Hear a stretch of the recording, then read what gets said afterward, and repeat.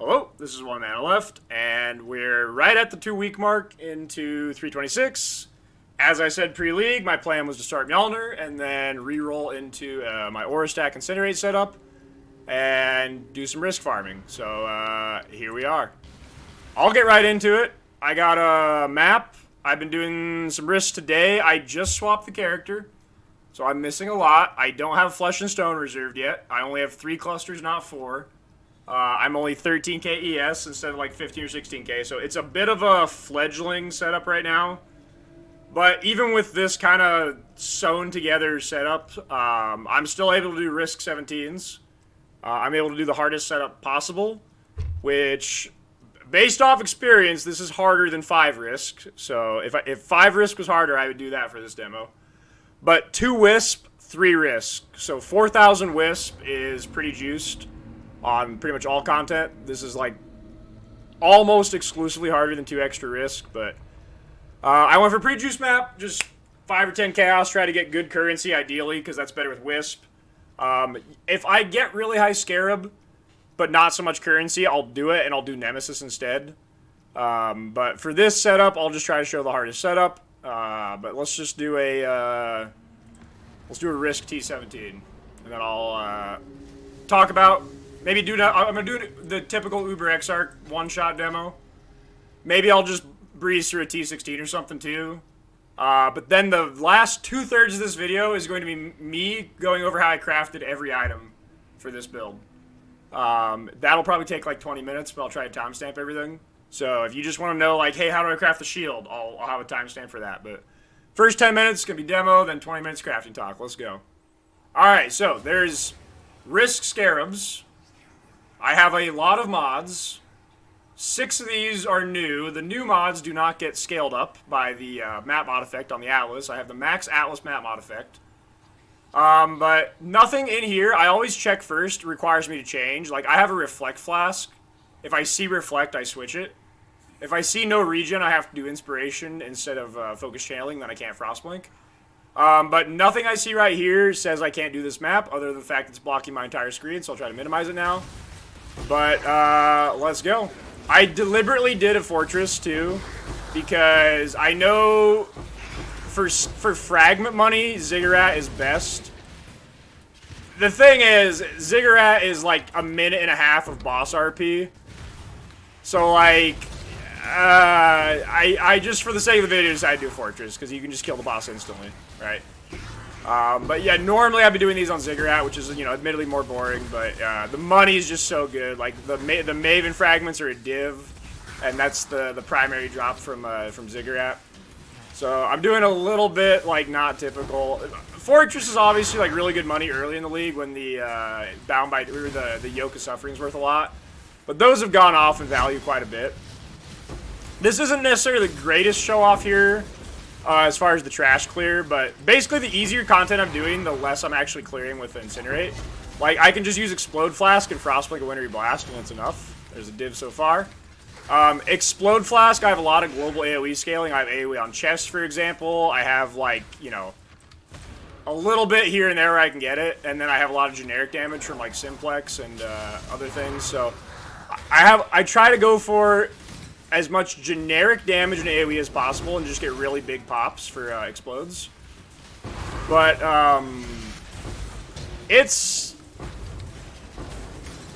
I'll show you a T16 after this where I can just hold down Frostblink and clear the map in 20 seconds. But, in, like, the windy hallways like this, it's a little bit annoying to, like, try to turn corners and clear with it. And it's not, like, big open areas. In, like, Sanctuary or even Ziggurat, the hallways make this easy, but if you can just full clear with Frostblink like I am right now. But I'm just getting into habit where, like, I've done a few maps today where I'm getting used to, like, doing, like, the action speed mod and stuff where I, like, build up the muscle memory of not Frostblinking deliberately. There's 2 divines. I build up the muscle memory of, like, not blinking as much as I can. But there's 3 divines. Well, remember, my currency mods right now is 346 more currency with 346 more with 106 pack size. So this is the pinnacle of juice. This is risk currency pack size, T17 currency, 4K wisps. Like, this is... I'm not saying this is, like, the overall most possible juice map, like, specifically. There's obviously, like, group play stuff. There's, like, Titanic exile stuff where you bring in the thingies that have the exile. Like, you can make a more juice map, but as far as something that's just, like, spammable for raw currency... 3 risk right there. My filter sucks, by the way. Like, that's 30 chaos, and it barely shows up on my filter. I need to make a new filter for this. There's another one that's 10 chaos that barely shows up. If you have a proper setup filter, you can self-sustain. But, I only started risk testing today, and I don't want to set up a filter on stream because it's incredibly boring just sitting there and, like, double-checking all the scarab prices. So I will set that up tonight, but I only started running today without a filter set up. So, for the sake of this is going to be a bad filter.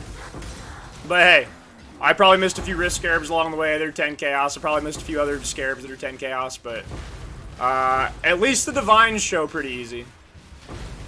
But, alright, so I completely passed the boss earlier. This was not the fastest demo I could have done for speed, but, I mean, like, basically nothing has fought back so far. Like, any speed I'm lacking is just, like, user play. It's not actually, like, you know... anything to do with build or anything. Like, it's just me being slow. Like, the first monster that lived a little bit was the boss. And the boss has, you know, 4K wisp, all that stuff. Death Rush, if it's a perfect roll, can be like a div. But yeah, so that's a 17 with the most juice I can get. I got 3 raw div. That is above average. I'm not gonna, like I said, I do these videos in one take. So sometimes I do a demo and, like, I die, and that's bad. So, like, it looks bad, but I just do it because if you do it live, sometimes it goes bad. I don't get 3 divines every map doing this, but if I juice them properly, I average close to 1, maybe just under 1. So for the sake of the demo video, this is more than average. Just keep that in mind. But I mean, if you juice everything up properly, it's pretty good returns on everything. Like I said, you can angle more into scarabs and do nemesis scarab and try to, like, get containments and stuff. It's not as good this league. I did risk for scarabs last league, but glitterings were 2 div, and those got nerfed. So you had 2 outs with glittering containment. Now a lot of the passive scarabs are cheaper because they changed the Atlas tree to give you the scarab you're farming. So a lot of people need to sustain scarabs through Faustus less. They're self-sustaining more. So that makes a lot of, like, the cheap, like, gumball scarabs worth even less this league, and then glittering's out. So I don't think scarabs is good this league. That's why I'm going for raw currency. Mercenaries adds 50% more currency, raw. And then, you know, I'll show you this guy, though. This is a good, just, like, damage check.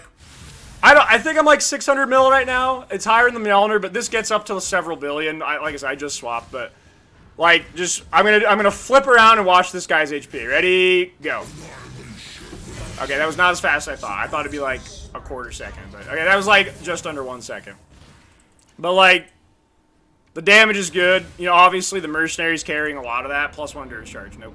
Obviously the mercenary, like Doriani's tech. This is the same as my last several videos. The only difference is I've added Purple's Toe. They're a cheap T4 unique, so it's easy to get either a corruption on these with, like, determ effect. Maybe plus 1 curse, maybe plus max res. But the route I went for is I went for a double anointed one, and then I chanced it myself. Because I want tankiness to do risk 17s, then my merc not die. So I just had the entire Juggernaut Ascendancy anointed on this amulet to give him extra tankiness. He does not die and reflect. I know people are running, like, replica Alberons. I think I saw a Fubgun video of Risk doing replica Alberons yesterday, because apparently the Zealotry Wrath one is glassy enough that it can kill itself to reflect. This guy does not. I can do T17 double reflect, and he cannot kill himself. I have, like, 50k armor with, like, Nebulock and stuff, so he has not succeeded in killing himself to reflect. I've had 1, like, actual death today to pure damage and 1 to Cyrus Degen ground. And the pure damage one was the most juiced map I've rolled for damage mods. And it was those map device guys that shoot lightning projectiles with 10k wisps. And it was the wisps that add projectiles in AoE. It was like 5k of pure purple wisps. And then they were all around a divine shrine where they were all immune to damage. And I ran right into that. And my mercenary died in about, like, 1.5 seconds. So that was, like, the only way I've died to raw damage. But I think he still would have lived that with a second Nebulock. I might switch to that. But I'll end it with just a T16 demo. Just to show, like, the simple fact that you don't actually, like, clear with Incinerate. I know people will be like, oh, Incinerate, that's gotta be the slowest build ever, right? No, it's not. You only Incinerate single target. You AoE, you clear with frostblink. Like, watch this. This is how you clear maps. Okay? And like I said, with good habit and good damage, you can do this just fine in 17s. But, I mean, you're just relying on, like, AoE, Oriath's frostblink. I'm actually a little limited right now on mana regen, which is unfortunate. So I'm not limited by my cast speed right now. I just don't have enough mana recovery to go faster. So if I unbrick my character, I would have like 30 to maybe 20% more speed than this. But yeah, it's pretty comfy map clear. I'm clearing these maps faster than I was on Mjolnir. I actually can't do Delirium anymore because whenever I click the mirror, I blink away from it within like 3 seconds and then Delirium ends. So my clear speed is faster than what I was doing on Mjolnir. And if you get an Echo Shrine, it does even funnier things like this. Like, this is some speed. I have the Warp Rune because it's the best item in 326. It makes it so that your buffs last, like, way longer.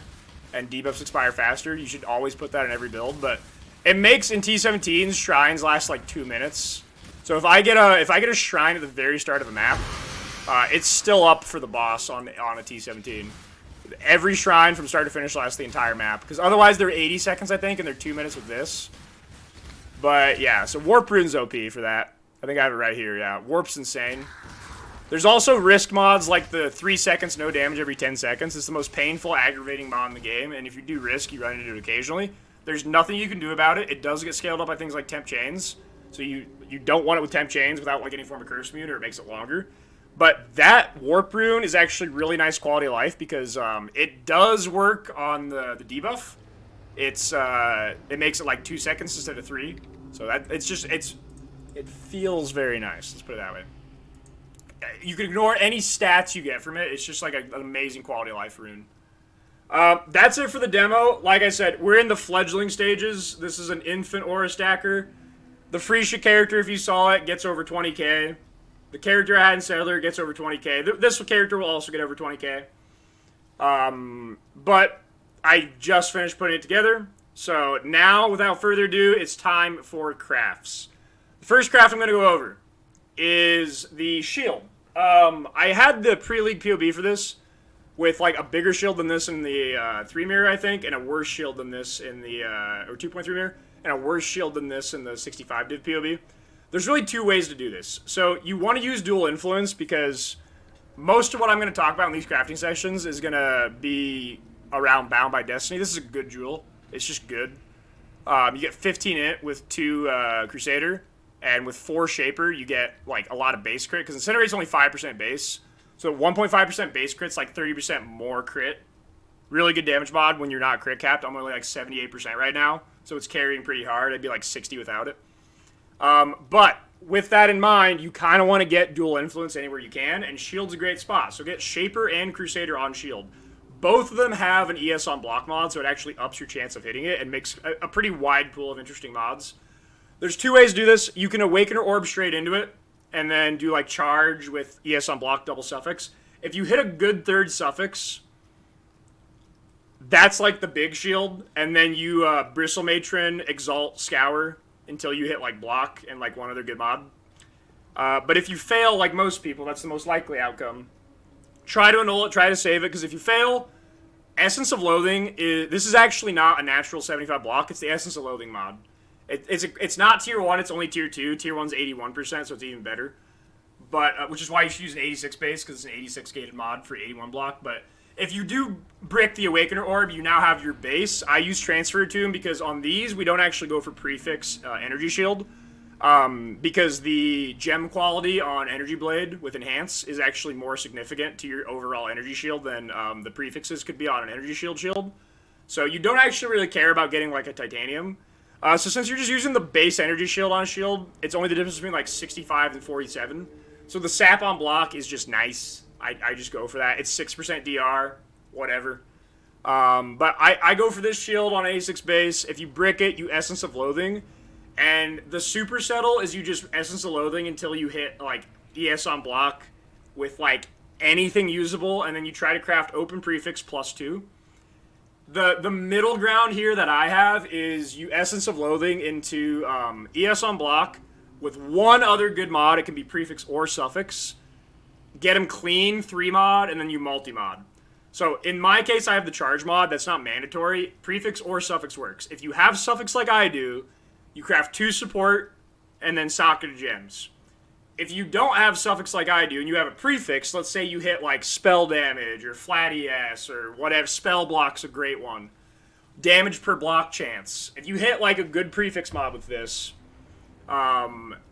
you do multi-mod +2 support and then hybrid strength int. Hybrid strength int's 25-25, you're a dual stacker. It's almost equivalent to T1 anyways, so it's a good mod.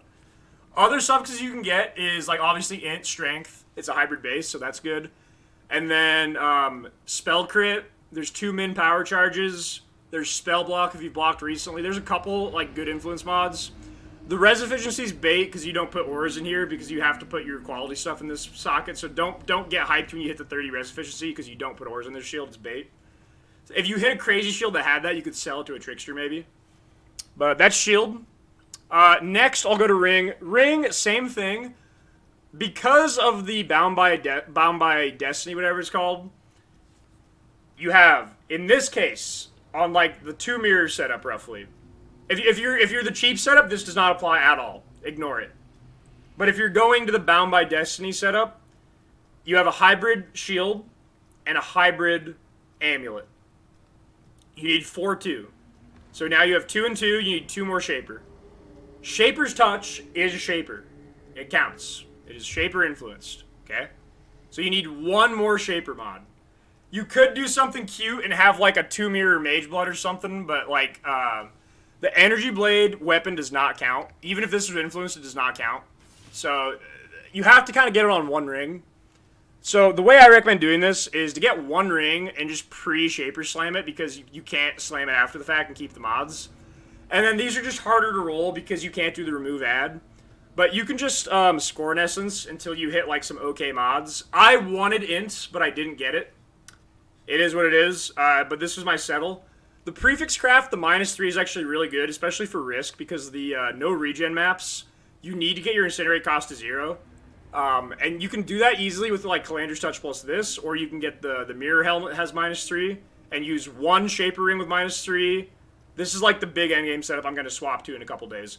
Shaper ring -3, helmet, mirror helmet -3, and then your base cost is like 5, and then use a reflecting mist 3 stat helical that does not have the -3. That's my goal that I'm going to swap into. That's how I'm going to get my stats up to like 16k and my damage doubled. But you kind of want -6 for no regen. Otherwise, you want like at least 1 -3 because otherwise the cost is like 200 per second, and that's really hard to sustain unless you have like level 20 clarity, which is then harder to reserve. So I like doing the +3 on the Shaper ring because it's like guaranteed to be the settle ring anyways because it's harder. You can't have a fractured mod.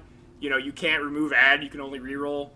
I'm Calandra's touching this right now because I'm broke, but I'm going to try to craft then the non-influenced one that's either just better and not reflected, or get a good piece of ammo to reflect.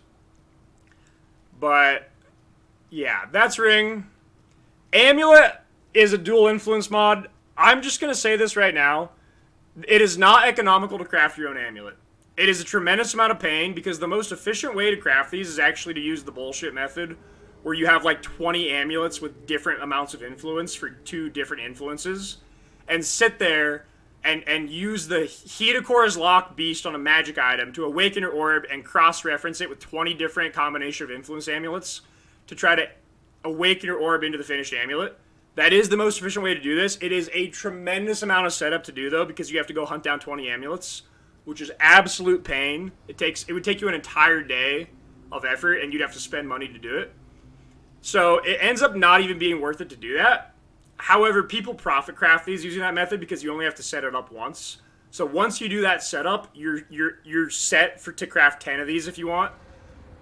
I know there's people that like to craft everything themselves. This is not one of those items that's efficient. If you do, you just beast imprint and keep Awakener orbing and then doing Reforge Influence after you get the annul. until you can try to hit the 2% per 15 int after you awaken orb attributes int. It's like 1 in 27 that way.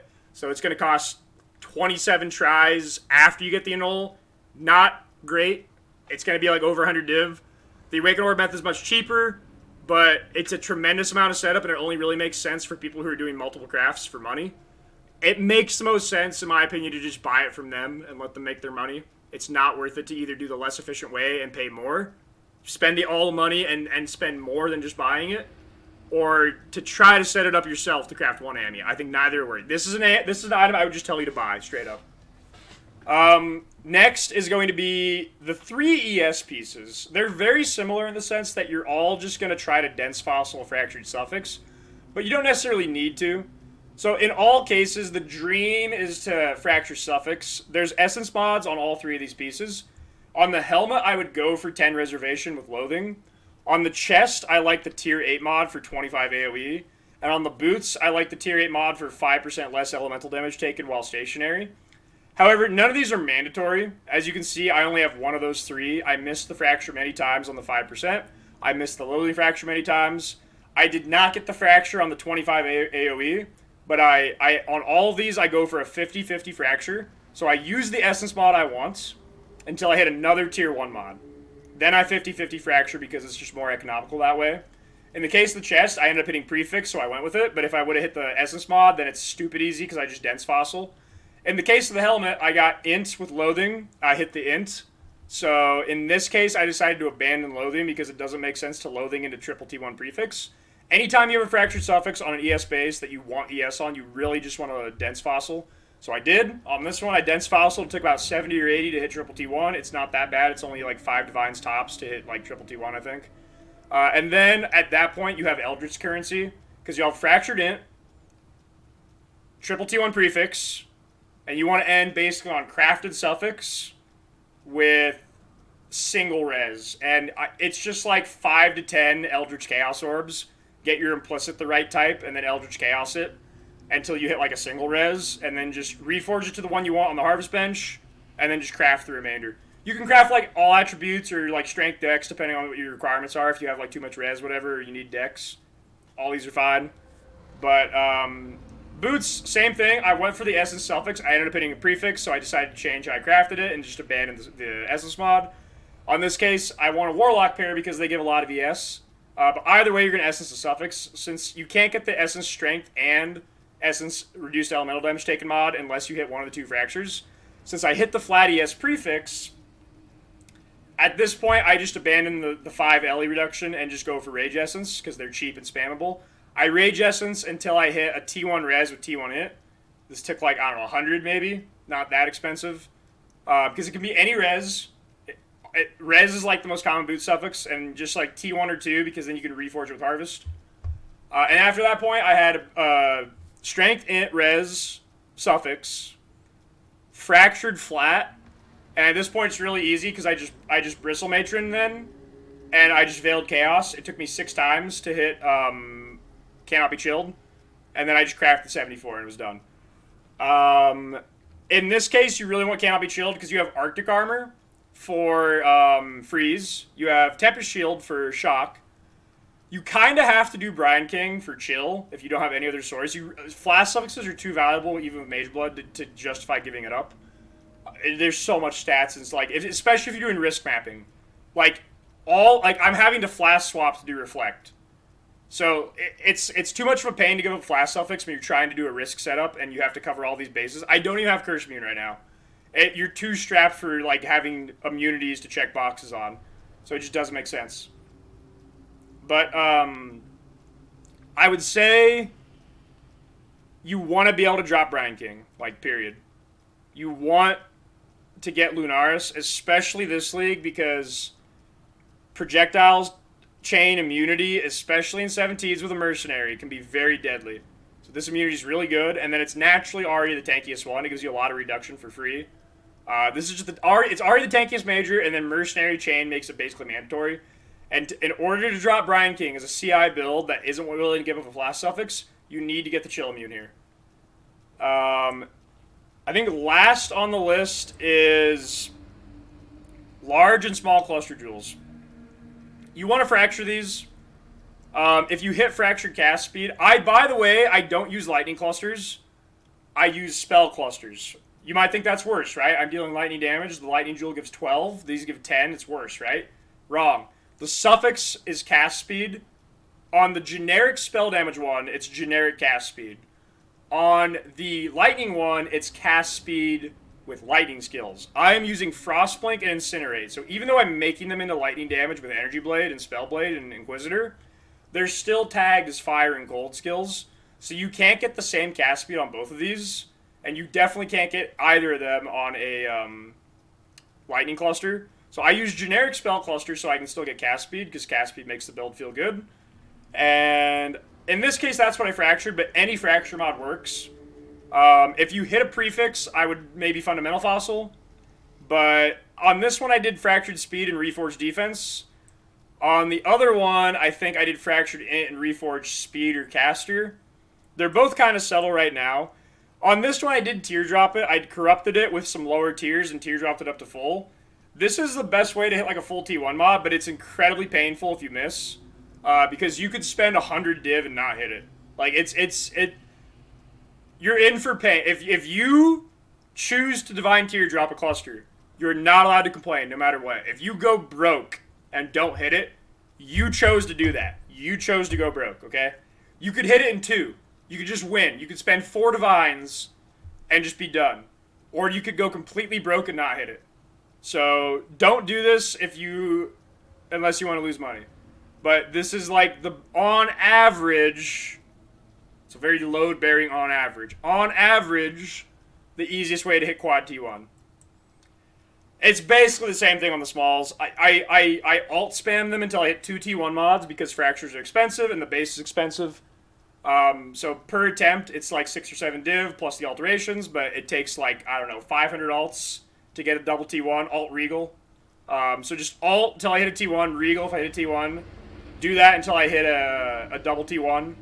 Then just blind exalt for a 4th mod. If it's like an int roll, be sure to divine it, because you don't want to fracture 12 int if you could have fractured 14. It's a big deal later. So don't be afraid to divine like a 12 int to 14, or at least get it to 13, whatever. And then try to 50-50 fracture. If you get a fractured prefix, I would 100% fundamental fossil these, because on these you specifically want double attribute. On this, you could hit strength int or strength all attributes or int all attributes. It's fine. You don't need cast speed. But I like the cast speed here, so I don't like the fundamental fossil. On here, it's straight up double attributes. So absolutely, positively fundamental fossil if you can. If you do hit a fractured int, on one of these I did it. No, I didn't have a single fractured int. If you had a fractured int, you could reforge defense and just try to hit the ES into like a natural effect with like another attribute, maybe even a res if it's T1, just another like strength or all attributes. But smalls are very hard to craft. To get a good small, you're going to have to commit to spending like 40-50 div plus. To get a settle small, they don't have to be as good as mine. You can probably pull one off for like 20 to 25. If you're going like Omega Ghetto just to get it up and running, you skip the fracture and you just like alt spam. So like what I was doing, where I was just like alt spamming for double T1. On the settle POB, on the settle cluster, you would just do that and then slam, and then you're done. You just have like 2 T1 mods, and hopefully your other 2 mods are just like super mid and actually do something and aren't just like 2 decks. You know, maybe you hit 3 all res and 8 energy shield with like effect int. Settle, you know, don't fracture. But that is, I think, everything. There are some mirror items, by the way, crafted. I'll get those linked right here. There is a mirror small cluster that is insane. To hit a quad T1 cluster, it costs on average over a mirror, depending on the prices in the league. I have personally spent 2 mirrors trying to hit a quad T1 cluster and failed. So getting a cluster that's perfect is like impossible. You're already going to spend a mirror. You might as well just mirror the small. Because then you also get 5 int, 5 strength, 5 AoE. 5-5-5. Alright, aesthetically pleasing 5-5-5. For the helmet, So you can do some pretty nutty things with synth implicits on helmet. Aura effect is insane, obviously. The res multiplier when you stick some 50 gems up there is insane. On this one, there are helmet implicit options. Abaxith crafted these at my request. This was my requested triple implicit. The only alternative is +1 int gems, which is kind of weak. The -3 cost is not non-channeling. It's non-channeling and channeling. It's an old mod from back in Synth League. It's generic -3. So since Incinerate has insane cast speed, like 20 to 30 per second in high gear, and they nerf Sanctuary of Thought cost reduction too for Flesh Flame option, it's actually pretty hard to sustain like 100 plus mana per second on this. This mod alone, I think with Inspiration, gets you to 0 maybe. It's either 0 or 1 with Inspiration. No, it's 5, yeah. So an Inspiration 2120 is -40, and the base cost is 5. So just the helmet with 2120 Inspiration, and I think it's only 2120, although with the Gemcraft Rune it's 2020 would work, gets you to 0 cost. So then you can use neither on your ring. Alternatively, what I'm trying to transition into is try to get a copy of this helmet, and then not use Calander's Touch, keep a -3 on this ring, so I have -6, so I'm just fully covered, and then use a laked ring here. Because if you want to get full coverage for risk mapping to cover no regen, you kind of have to use double -3, and to use double -3, you absolutely can't use a reflected mist ring unless you hit a 5 positive, because the suffix mods are too powerful on Helix. You're not going to hit a 3 mod with -6. It just doesn't make any sense. You're going to go for Strength 8 cast speed or Strength 8 crit multi. And if you do that, unless you spend 10 meters on a 5 positive, you're never going to hit -6. So you just go for a 3-stat suffix helical that's reflected to be like 200 strength, 200 int, 75 crit multi. That just like doubles my damage if I get that. And then you have the Shaper ring with -3, and then you can get a helmet to get -6. That way you can have free cost. That's it. I am very freshly swapped, so my power level is low. But like the risk maps I'm doing today, I'm learning a few interactions of combos of mods I've never seen on a CI character before, and how to play around that. Like I learned that I have to swap to the Reflect Immune Pantheon when I get like Marked for Death with Reflect, because your damage taken goes to 150%, which means the 55 reduction times 2 on Flask isn't enough. So like I'm having deaths to learning stuff like that, just learning what I can tank. But within a few days, this will just be like full face roll, AFK, every risk, every wisp, every combo T17 mod. It's already like borderline there with the changes I've made today, but we're patching some holes and getting more power right now. But I'll do an update in a few days after I do all those things I just said. Hopefully it doesn't take too long, and I'll see you guys next time.